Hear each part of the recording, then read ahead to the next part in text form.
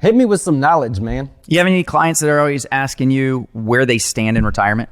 Like, where do I stand versus your average client? Like, you're asking me? Yeah. Oh, well, actually, hold on.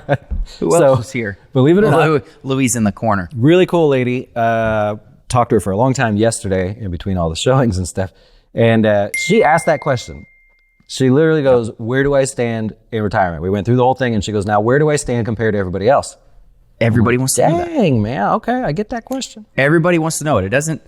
I try to explain to people and really get them to just understand. Focus on you. Quit comparing, because it's always like the Joneses. Am I better than the Joneses? Faith. I still have it up. Yeah, my girl Faith. Yeah. And so first, let's take a look though at just average expenses, because really it doesn't matter how much you have and how much income you have coming in. It's really a matter of the expenses. But I'll get to that. So your average expenses, Bureau of Labor statistics here. Check this out. So 65 and over, you're spending $57,000 in 2023 versus under 65. Well, this is their 2023 data actually from 2022 because they haven't come out with a new report yet.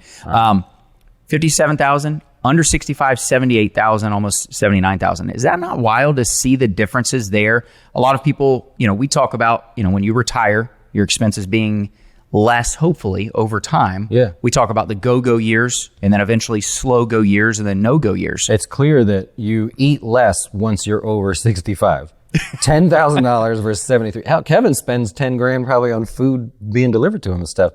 Well, and think about that though. How much are you spending on eating? And you've got your food total right there. Food at home is still less though. That's really an interesting concept there. But just in general, the breakdown, average expenses you can see is where we're at. So we're looking at roughly $58,000 in average expenses. Your personal insurance and pensions goes dramatically down. Yeah. Maybe you don't have 2 cars or something. What? I would like to look into that more. Anyways, I'm sorry. Yeah. No, it's an interesting concept on all of this. And your smoking alcohol less? goes down. Yeah. What's going on? We retire, we smoke and drink less? That don't sound right, man.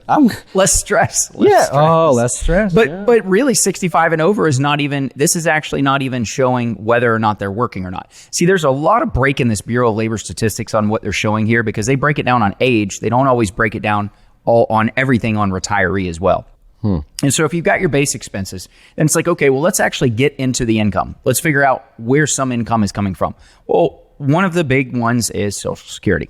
And so you've got your Social Security. You got to figure out, all right, how much Social Security you're getting. Average right here, Social Security Administration. Now, they did just get a 3.2% increase for 2024. Yay. But you're looking at 2023 here.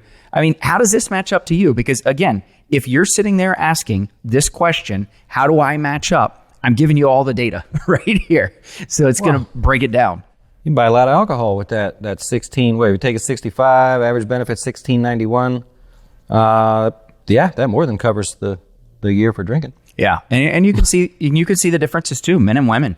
Quite a big difference. So he's holding it together so well. I'm trying to get the Lakeland out of you a little bit. The Lakeland. He's holding it together. No, we're keeping this thing going. He's excited. He's selling his house. All right. He's selling his house. He's excited. All right. He's good, All right. So we've got our breakdown. We've got our Social Security. Where else are you getting your incomes from? Where are the incomes coming from when it comes to the retirement years? And so what Bureau of Labor Statistics looks at is pensions, withdrawals from retirement accounts, Social Security, all of these things coming in for that. What Dustin and I were talking about though, and this is why you were asking? Yes. Okay. This is what I'm trying to figure out is something that I think is missing.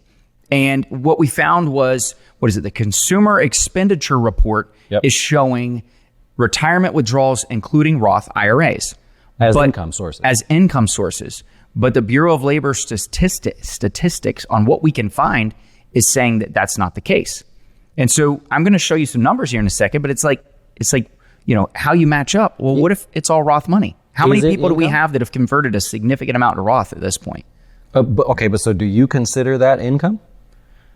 For the sake of retirement. Yeah, not taxes. I'm just saying. Yeah. I would say, yeah. It's considered income. It's an investment income that you're going to be pulling off there. So then you're curious on that, what you're getting to here is this income accounting for that? Yeah, I'm really wondering. Hey, I'm Dustin. I have all this. I saved my whole life. I'm not going to retire. I converted all over to Roth. Am I being included in this, or do they think I have no income? Yeah. Oh, Yeah, that's where I'm wondering if it's skewing the breakdown here. smelling what you're cooking now. All right. But so then how can you increase your income? And so maybe you're watching this already and you're like, well, dang, my expenses are even higher than that. I know I don't have enough. Yeah, you could get the job. Okay. The popular thing now, how many clients, again, are you seeing phased retirement? So we have the phased retirement phase where people are actually starting to break down and they're saying, okay, I'm going to break down. they're slowing down, breaking down. You got to do more. So, hey, at 62, I'm going to go part-time. I'm still going to work until maybe 67. Very true. And then 67, they're like, all right, I'm completely done now. I've passed the Medicare. I can jump on that. You've got this, it's the phased retirement stuff that we've got going. So you've got that option. 9 out of 10 of my clients. Same thing. They're like, I'm going to retire, but I'm not going to do nothing. I'm going to have some kind of income. Yep. Do something fun. That's exactly what we're looking at. Delaying Social Security. I mean, if we go back to the slide, you can see the increase. If you were to delay Social Security, the significant increase. Full retirement age to age 70, there's an 8% increase each year that you delay. And so well worth it to potentially increase that. Not every scenario. And then I've got one here for you that is probably for a whole nother video. But everybody talks the 3-bucket strategy. Yep. And I think people are starting to think through this 3-bucket strategy and getting really used to it because bucket 1 is now a money market fund that's getting 5%. It can get paid. Yeah, you can finally get some money for it. Yeah, and it's great. So then it's like, okay, well, bucket 2 is some bonds that are going to get some, but then bucket 3 is going to be long-term money, or bucket 2 is a mix there. But I'm looking at clients that have been doing this strategy, and the problem I'm finding is that your bucket 2 and your bucket 3 can still be volatile. In 2022, when the market fell and the bonds fell, we've got bucket 2 and bucket 3 that are in a real position here. So then all you've got is bucket 1, and you're still having to pull from lower investments. So instead, looking at the 2-bucket strategy, it's almost going back to what they were saying was dead, but the 70-30 portfolio, 30% of your portfolio eventually being bucket 1, because once the Fed starts to lower rates, bucket 1 is no longer money market funds. You're just not going to get it. And you don't want strictly, 4 years of cash sitting there ready to go in the event that the market downturns. Yeah, it'd be great if you knew exactly where it was, but it's just people are really starting to try to play this 3-bucket game, and it's getting really difficult, and it's going to get harder. And also, don't forget that the buckets are not accounts. So it's one of my little pet peeves there. People go, bucket 1 will be my IRA, bucket 2. No. Buckets are not accounts. And also, how you break down how you invest those buckets 2 and 3 is unique to everybody. So there's no general way to say, you're going to be 70-30 or whatever. I hate that as an answer because inevitably somebody's buying a vacation home or wants to gift money to children or something, and that throws the whole thing into a different direction. So just keep that in mind. Yeah, That's all. That's all I ask. I don't ask much. A lot of planning comes into play. So if we take the last slide, what everybody's waiting on, the drum roll here of the average income. Average income, what you're looking at, income before taxes for the average annual source of income for retired persons, 2022, Bureau of Labor Statistics, $48,780. Well, we were at nearly $58,000 in expenses. Yeah. So if we're looking here now, and somebody's going to rip this apart. I know you're coming at me in the comments. Man, this is Dolph anyways because it's not the median. I pay them. I pay those people. It's not the median. But the Bureau of Labor Statistics, you may know the breakdown better on that than I do. But they are looking at certain demographics when they're coming to all of this. They're not just saying, hey, we're going to interview, Jeff Bezos, Elon Musk, and all these to really try to figure out the average there. It's actually the opposite. Like when you look at, it's absolute. I know you know that, but I'm like, it's like because of the equality discussions and stuff. You ever look at who they're actually tracking? It's like we're not tracking almost your average retiree. I'm not getting into that stuff, but no. But what you're saying there is, it's actually more of a conservative report than it would be. That's a nice way to say it. It's a conservative Very number. good. So they're not looking, when you're looking at this and you're saying, well, it's not the median, they're not incorporating in this survey your ultra rich people that is going to skew the average there. So just to give you the breakdown there. But this shows you, your income before taxes, almost $49,000.